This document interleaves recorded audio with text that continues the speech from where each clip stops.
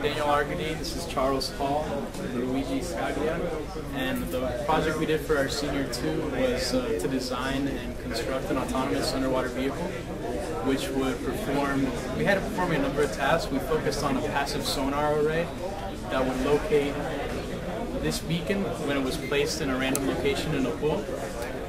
And we built our structure based on a model kit. And you can see the hydrophones we use, one in the front and one on each side, which would be used to locate the beacon and would navigate to it. The electronics that would control the motor and the various steering, and the ballast pump to control submerging and rising. We're inside the main pressure hole. The lower pressure hole, which was added for more space, contains the microcontroller and the signal processing units that were used to interpret the signals received from the various hydrophones. We were able to use a custom PWM signal to allow for autonomous navigation. The PWM signal was sent from the microcontroller to the main pressure hole.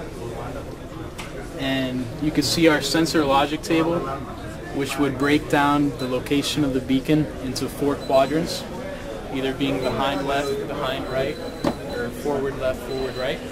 And depending which quadrant it was in, the sub would either turn right or left.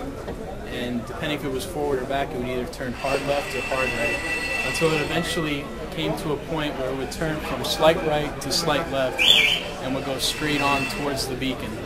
This would happen because the submarine doesn't turn fast enough that you would see any oscillation towards it. So once the sub got within a certain range of the beacon, a flag was set where the submarine would stop, and that would mean that our objective was accomplished.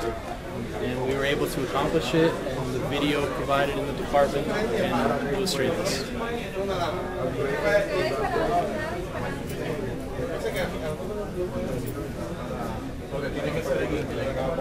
And this is actually the successful one.